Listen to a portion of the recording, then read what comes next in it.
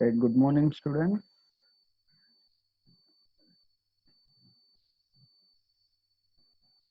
Today's session regarding Unit 2 of our syllabus. In Unit 2, we are going to discuss the microcontroller, like 8051 microcontroller particularly. So here we just get the difference between microprocessor and microcontroller even. As you can see in microprocessor, it consisting of only ALU registers and control unit, whereas in microcontroller, in addition to ALU registers and control unit, we are going to have a memory units like RAM and ROM and timers and counters and few more serial communication protocols. So that makes a perfect microcontroller, and using this microcontroller, you can design your own home appliances or some different equipment like embedded design, right? So this is what the general block diagram for microcontroller, where you can see including CPU, you'll be having IO, IO ports, RAM, ROM, timer, and serial communication protocol. So yeah, this is how the another way of addressing the microcontroller, where the differentiation, like this is what the exact thing about the microprocessor, and in addition, you'll be having all this to make such a microcontroller. So here you are getting some differences like microprocessor and microcontroller.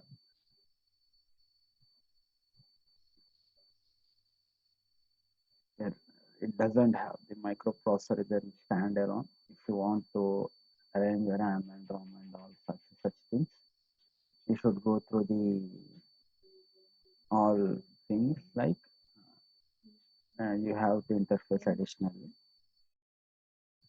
Whereas in microcontroller, all are inbuilt. Right? This is a generalized diagram for microcontroller. So it was started in 1976, right, with 8048.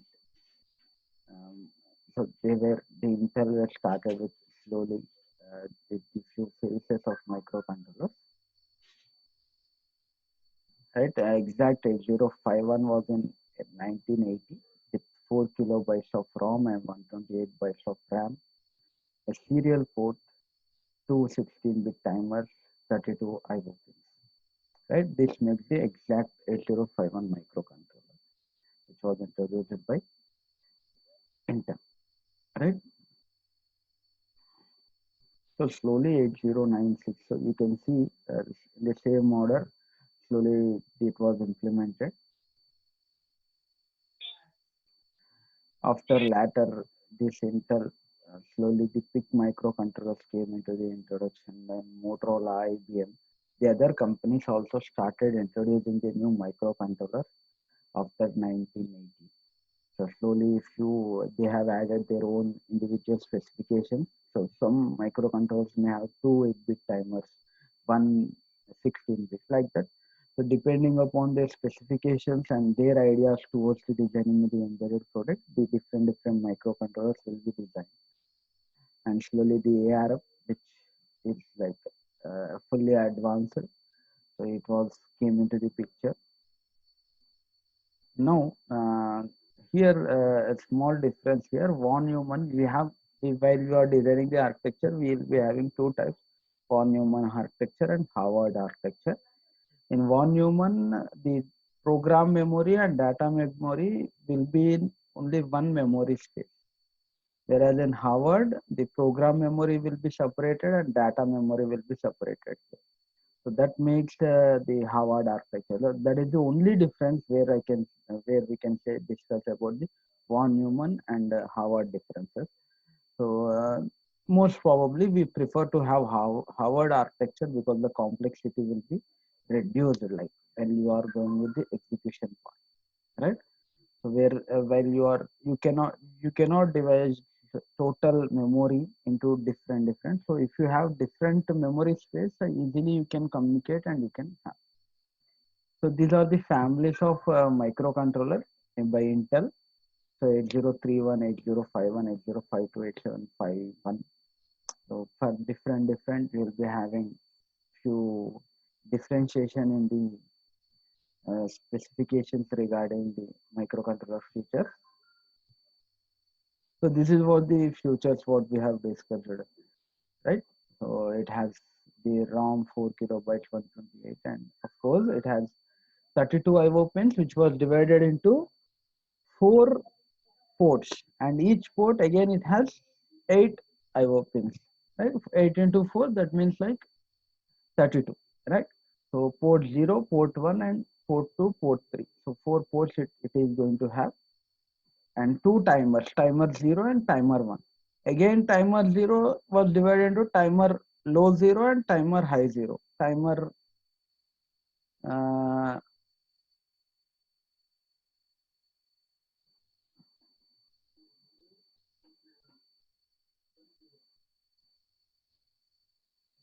so timer high 0 and timer uh, high 1 and timer low 1. So externally you can again interface 64 kilobytes additional of data space, memory space.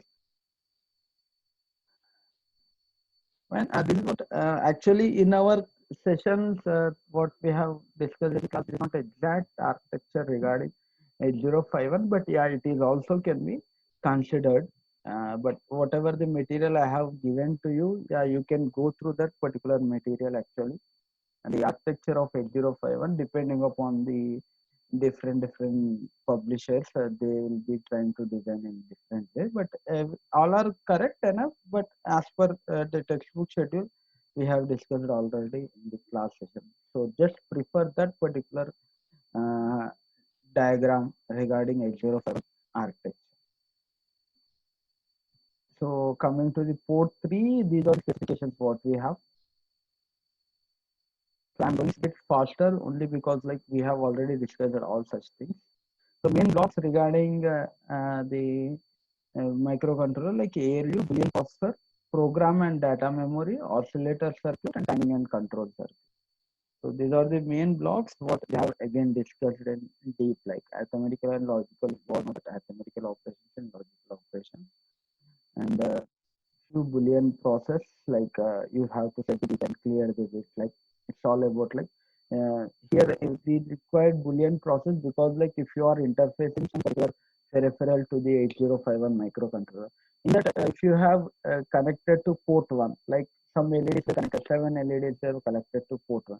So in that situation, if you want to switch on one particular LED, you should set only one that particular pin. So at that situation, the Boolean process, like setting the bit, clearing the bit, so that if you set, then LED will be going to be. If you clear, then it will be disabled. So like that, you need the Boolean process, and you know that program memory and data memory, like RAM and ROM. Most probably, whatever you are programming and whatever you are executing, that will be stored in RAM, and data, whatever you want to stored for permanently, it will be stored in ROM. Oscillator unit, surely if you take any microprocessor or any sort of microcontroller, surely it should have some particular oscillation circuit, right? So which will be generating some particular frequency. Here for 8051, it is going to give 12 megahertz of frequency through oscillator to the 8051. It operates regarding, right? And timing and control units, it's all about like it has two timers. So that is trying to provide some timer and counters, right? Apart from this, some special function things like address latch enable, program status enable, read and write, which is considered as port.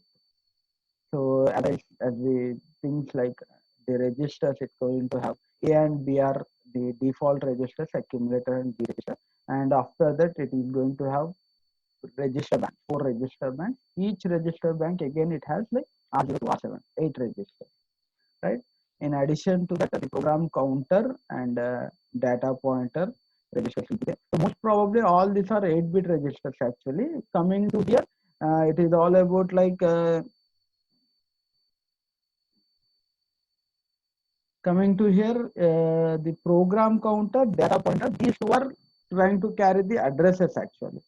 So coming to the addresses, it is going to have 16-bit, right? So it is going to have 16 bits. And the program status word is trying to give you the status of the things, like it is going to have the flag registers like sign bit, or if it is negative value, like that it is going to give, right? So apart from that, zero, overflow, all this will be involved in the signed register, right? So guys, let us go through the register banks we discussed. So let me go through the particular area, like let us go through the pin configuration. I'll be just going with the addressing modes and instruction sets. So yeah, coming to the addressing modes of 8051. So yeah, it has like 5 different types of addressing mode: register addressing mode, direct addressing mode, register indirect, immediate, and base register plus index register address. These are the 5 different addressing modes what we have in 8051. So, if you come to the register addressing mode, yeah, move. So most of the instructions, assembly language instructions, will be same as like 8086 what we have followed. Little bit changes we can see here. So yeah, the addressing modes you can see here. The registers, whatever you have already said, to carry the data, you will be using the A, B registers as a default, like A then accumulator register. And apart from this, you'll be having R0 to R7 register. So you can use those registers also to carry the data and to process, right? So here, move A comma R7 means A is a register and R7 is also a register. So such type of addressing mode we'll be calling as register addressing mode. Coming to the direct addressing mode, you are directly trying to give some value here, 54H. So 54H is a memory location. From there, you'll be trying to take the value into the A register, or like SBUF. SBUF is some sort of special function register. So from that, you are trying to take the value. So either you are taking some variable or you are taking some address location. From there, you are trying to take the value. So that is what the direct addressing mode. Register indirect in the sense, with the help of register address, you are trying to take the value. So like DPTR. DPTR is a data point register which consisting of some particular addresses. So here you can see move at the rate R0 comma A, right? So you are trying to store the A value into the address of R0. R0 has some address. In that address, you are trying to store the value of A. Or here you can see whatever you have in data pointer address, in that address, whatever the value you have, that you will be trying to take into the A register. Immediate in the sense, direct value you are taking. Directly you are taking hash in the sense value. So directly you are taking the hash 30,030 value into the A register. So base register plus index register and plus it's a combination, right? And this is what the example. So it's a combination of data pointer value and the A register. If you combine these two addresses, whatever the value it has, that value will be taken to the A. So those are the addressing modes. Coming to the instruction set of 8051.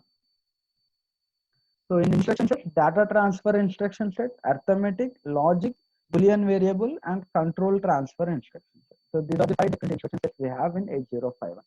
So generally data transfer instruction, you are trying to transfer the data. What could be the instructions you can have? Move is the best instruction. And apart from move, you can have the other instructions even. Apart from move, you can have the other instructions even, like you can see push, pop, in, out, like that. In arithmetic, you all know like add, sub, div, mul. And logical, you'll be having AND operation or operation, right? So like that, we have different instruction sets. So you can have single byte or 2 byte and 3 byte instruction set also. So generally, this is what the instruction format. First one mnemonic, whatever you write, add, move, like that. The second one takes the destination operand. The third one is source operand. So from here, you will be trying to take it to the destination, right? And this is what the mnemonic what you follow. So data transfer, these are the 4 different instructions you can have: move, push, pop, and exchange. So these are the basic data transfer instructions, whatever you can have, right? So as an example, you can see few different instructions you are going to follow. Different addressing modes you are following using the instruction. And here move C is another type of instruction what you are going to have. And move X is an external data memory regarding, and push, so trying to take push instruction to push the value into the stack pointer, stack register. Pop, you are trying to take the value from stack pointer. Exchange, you already know whatever the value will be having in the source register will be transferred to destination, and destination value will be transferred into the source register. So these are the few different data transfer instructions that you have. Coming to the arithmetical instructions, you can watch here: addition, subtraction, incrementing, decrementing, multiplication, division, decimal, adjust, accumulate. So these are the few instruction sets, guys. So I'm moving a bit faster enough so that we can go through the programming session even. So decrement, dic we will be using. Increment, inc, inc we will be using. Mul ab is an instruction for multiplication. Div ab is an instruction for division. Decimal adjust a, instead of trying to adjust the BCD value into the A register accumulator. So these are different logical operations. You are going to use AND or XOR and XNOT as an instruction. Mnemonics for performing the operation.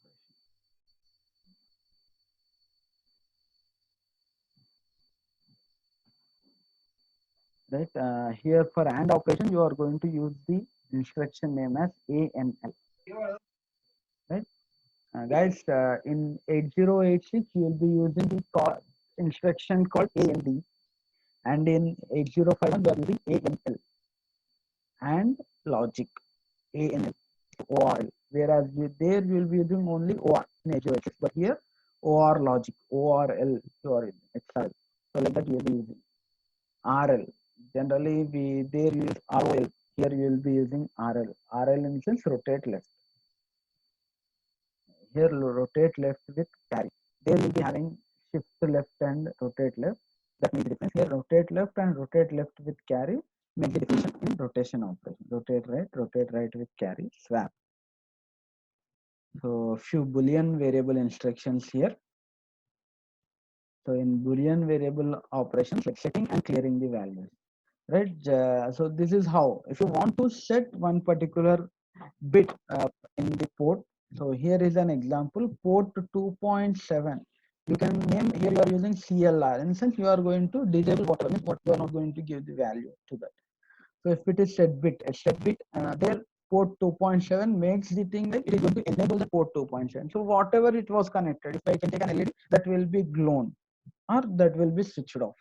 So that can be done with the help of this Boolean algebra instructions like set bit and clear. So here you can see set bit instruction, SETB, right? SETB is an instruction to enable that particular pin, and CLR is the instruction to disable that particular pin.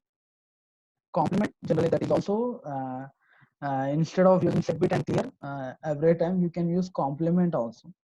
That makes that AND operation. Like if it is already on, you can switch off. If it is already off, you can switch on. So these are the few different instruction sets what we follow. Right, these are the conditional: jump if carry, jump if not carry, jump if borrow, jump if not borrow. Right. So these are the conditional flags what you can see.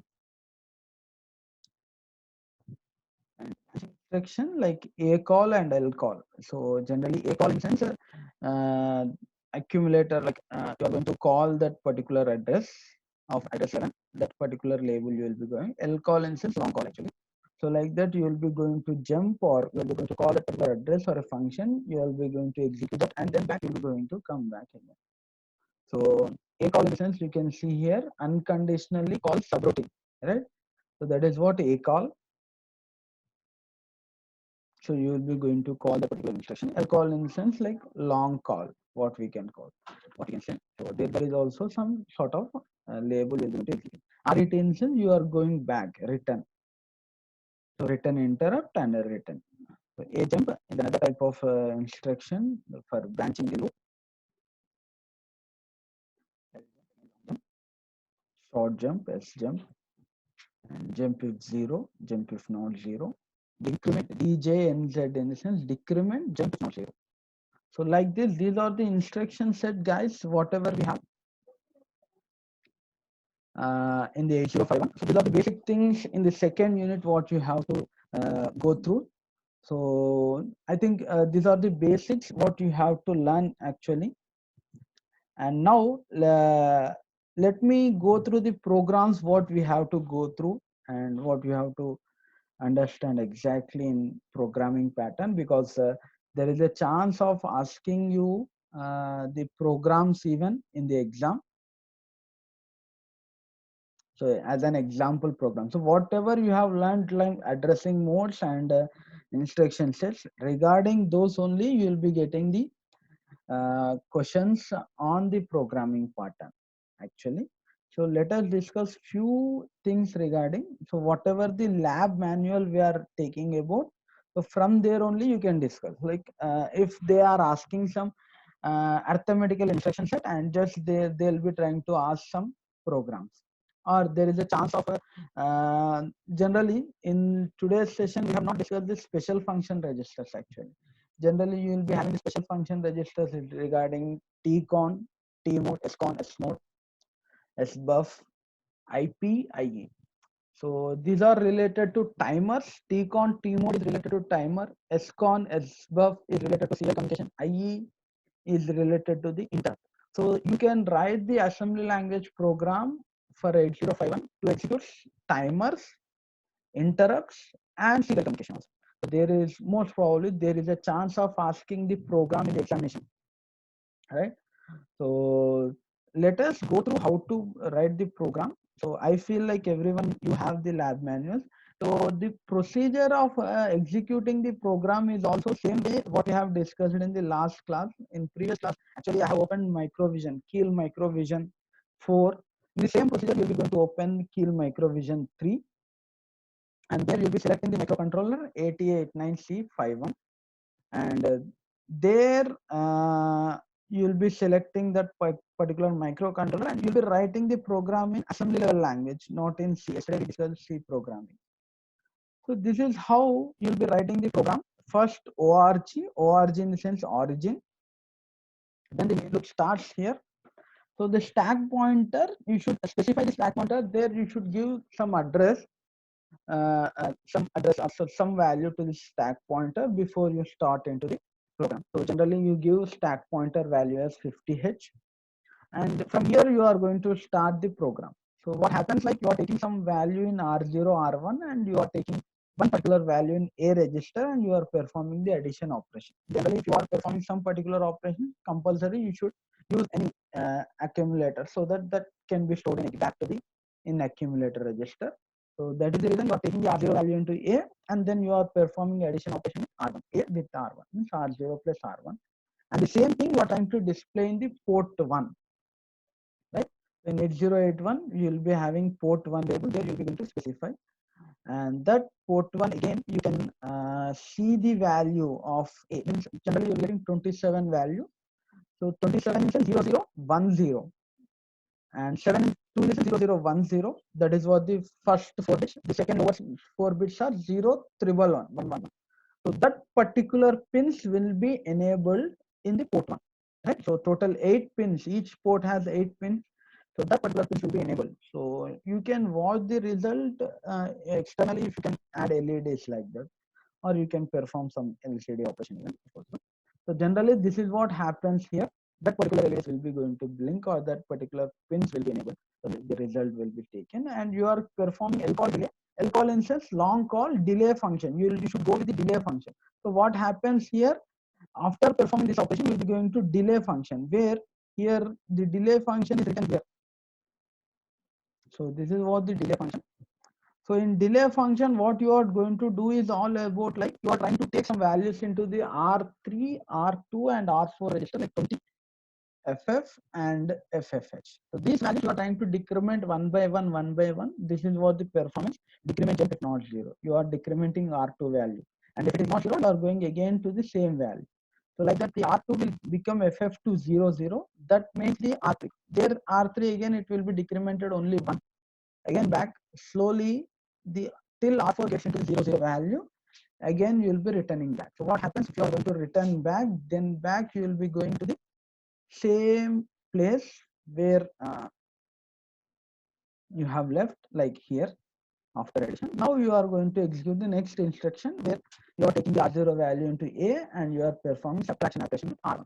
So that is what here you can see all the 4 operations, like arithmetic, addition, subtraction, multiplication here, MULAB, and division here, DAV. And for everything you are performing after performing some particular operation, after addition a delay, then subtraction a delay, because delay is taking some time. That makes you to get some time to watch the result, right? So that is what we are going to do in first operation. So in the first experiment, you have different like logical operations also and boolean operations. You are trying to set one particular. So this was about the first experiment program, guys. So most of the all 4 programs look same. Coming to the remaining programs, like whatever we have, like uh, timer program. This is what timer program, guys. So here in timer program, you are going to give the value as 60H. Stack pointer you are performing as 60H, and here you are going to use the T mode register into 01. It means that you are going to choose the timer 0 as a mode 1, right? In mode 1. So then you are going to give some values to TL0 and TH0. Timer high 0 value and timer low 0 value. And after setting those values, you are giving the value port 1 as AAH, and you are going to perform SFDL. So this SFDL is a function name. Here in SFDL, what is happening? Just check it out. So in SFDL, you are going to perform some sort of again delay function, and in delay function, again you are going to call the delay. Here you are going to tcon, use the tcon register. You are trying to start the running of timers TL0 and TH0. It starts running. Then it overflows, means when it completes the running operation, it automatically the 5th pin of tcon will be enabled. So that makes the completion of the one particular timer operation. So if you are going to complete, then the port 1 will be going to enable as 55H. Like that, the timer 0 is used in this 11th experiment. So this is the way, guys, the 11th experiment is meant for. And if you go to the second program, this is about the performing the interrupt. So using the IE register, you are enabling the interrupt 0 and interrupt 1. So by that, what happens, like if you have enabled, then interrupt 0 is enabled, the origin 003H will be registered. So by that, the port 1 key will be going to give AAH. If the interrupt 1 is enabled, so A5H will be shown in the port 1. So how to enable this? You have the availability in the debugging session in the keel. When you are debugging, you can directly go to the interrupt table. There you can enable that particular interrupt. So by that, you can check it out the result, like which particular interrupt has been enabled. So in the same way, the serial communication is like you are going to take SCON register here. You are taking SCON as 50. So that means that you are trying to transmit the value. So instead of using the TCON register, then you are also using timer here. Based on timer, you are trying to transmit.